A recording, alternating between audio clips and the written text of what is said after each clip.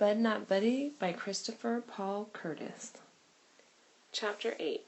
Something stepped on a little stick. As soon as the twig cracked, my eyes snapped open and I was wide awake. I held my breath and kept as still as I could.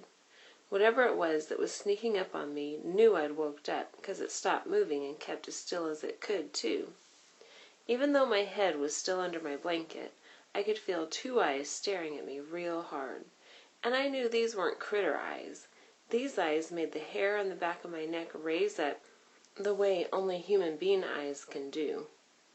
Without wiggling or jiggling around too much under my blanket, I got my fingers wrapped around my jackknife. Right when I was ready to push the covers off of me and start running and jabbing, whoever it was that had been watching jumped right on top of me. I was as trapped as a roach under a dish rag. I tried to guess the exact spot of the person's heart was at, then pulled my knife back. A voice said, "If you ain't a kid called Bud from the home, I'm really sorry about jumping on you like this." It was Bugs. When I tried to talk, it felt like I had to suck all the air out of Flint. I finally got breathing right and said, "Doggone it, Bugs, it is me. You nearly scared me to death." He got off of me and I threw the blanket over to the side. "You don't know how lucky you are. I was just about fixing to stab you in the heart." Bugs looked like he knew he'd just had a real close call. He said, "I'm sorry, Bud. I didn't mean to scare you, but everybody knows how you like to sleep with that knife open, so I figured I'd best grab hold of you, so's you wouldn't wake up slicing anybody." Shucks, even though it was Bugs who'd come real close to getting his heart poked, I was the one who was still having trouble catching my breath. I asked, "How come you weren't back at the home?" But before he had a chance to answer, I knew.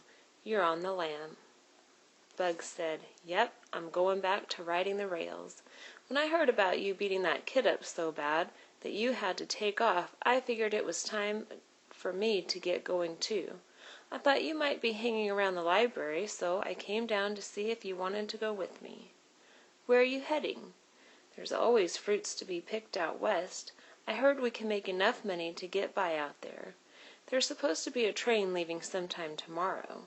Did you really beat that kid up in the foster home?" I said, "Uh-huh. We kind of had a fight. How long is it to take to get out west?" Bugs said, "Depends on how many trains you got to hop. Was he really 2 years older than you?" "Uh-huh. He was 12. Is it fun to hop a train?" "Some of the time it is. Some of the time it's scary.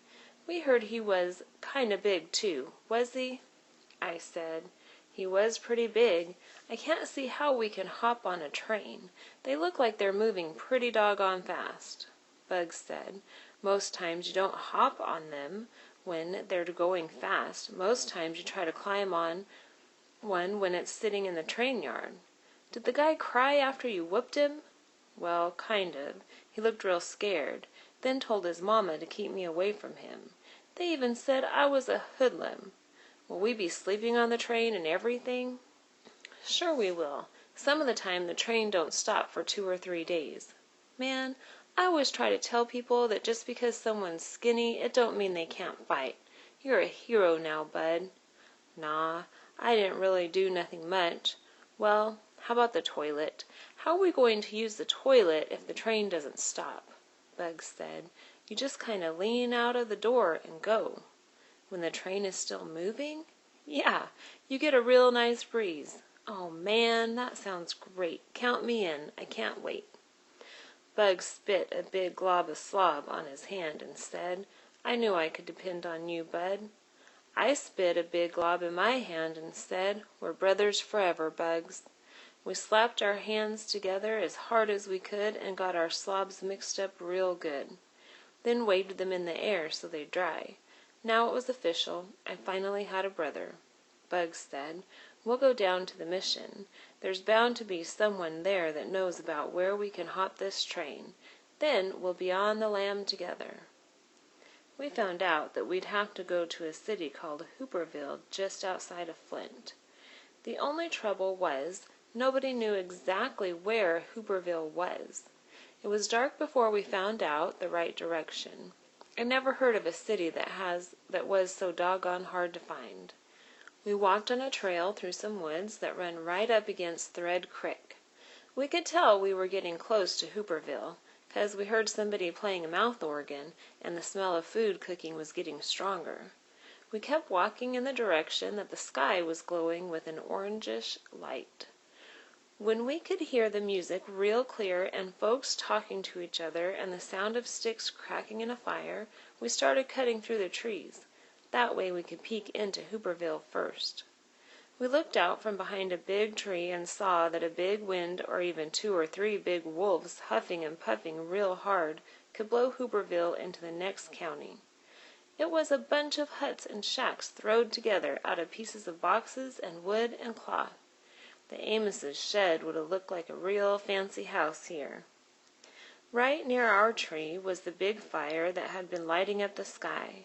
It looked like 100 people were sitting around it, watching things burn or waiting for the food cooking in 3 big pots set up in the fire. There were 2 littler fires burning in Hooverville. One had a pot that was big enough to boil a whole person in it. A man was stirring things in the pot with a big stick, and when he raised the stick up, he'd pull some breeches or a shirt out and pass it over to a white man who was hanging the clothes on a line to dry. There was a mountain of clothes on the ground next to him, waiting on their turn. The other fire in Hooverville was real small. It was off to the side, by itself. There were 5 white people sitting at this fire, 2 kids, a man, and a woman holding a little wrapped-up baby. The baby sounded like all those new sick babies at the home. It was coughing like it was half-dead little animal. Bugs whispered, "Shoot, this ain't no city. This is just another cardboard jungle." A what? A cardboard jungle. Somewhere you can get off the train and clean up and get something to eat without the cops chasing you out of town. I said, "Well, what are we going to do? We can't just go busting into this city and expect someone to feed us, can we?" Bugs said, "One of us has got to talk to them. Let's flip for it." "Okay." Bugs rumbled around in his pocket and found a penny. He rubbed it up against his breeches and said, "Heads I win, tails you lose." "Okay."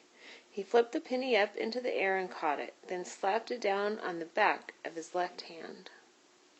He peeked beneath his right hand to see, and a big smile cracked his face. "Shucks," Bugs said. "Tails, you lose."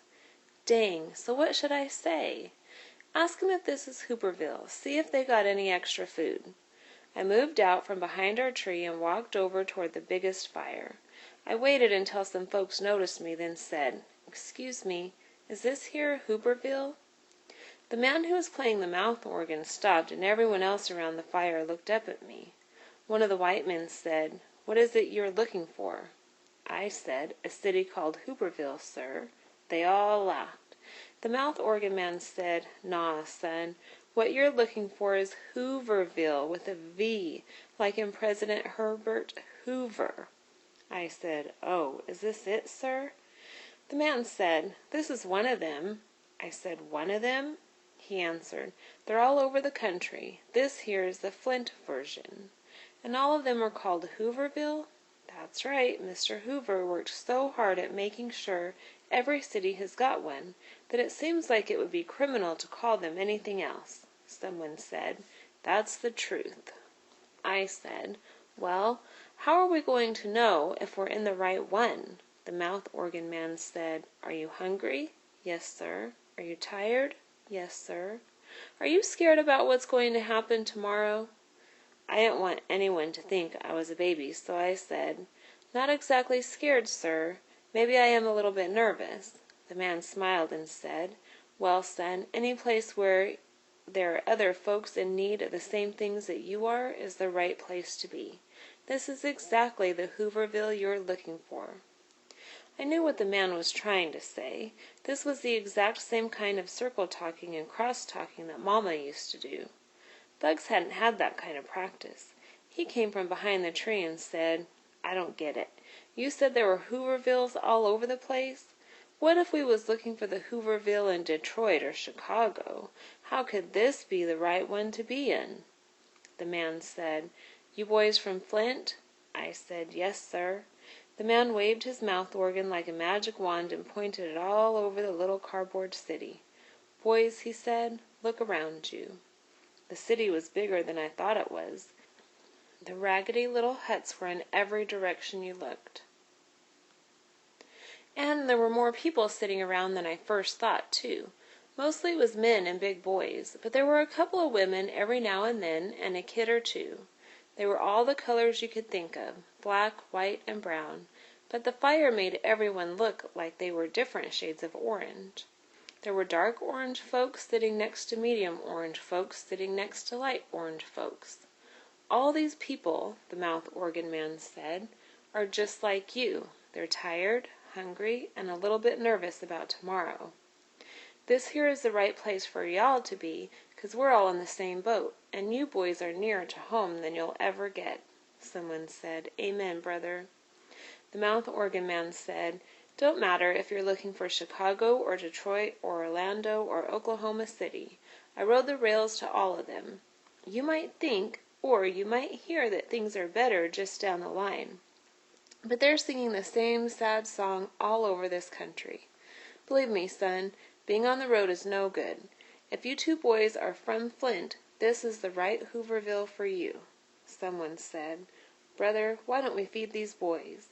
That one looks like he ain't et in 2 or 3 months. Shucks, he didn't have to point or nothing. Everyone knew who he meant. But I didn't care. The food that was bubbling up in those 3 big pots even sounded delicious." The mouth organ man said, "You're welcome to join us, but we all pitch in here. So unless either one of you is carrying one of them smoked West Virginia hams in them bags, it looks like you'll be pulling KP tonight." I said, "Pulling what, sir?" He said, "KP, Kitchen Police. You do the cleanup after everyone's had their fill. There's a couple other young folks who'll show you what you have to do." Me and Bugs both said, "Yes, sir." This seemed like a real good trade.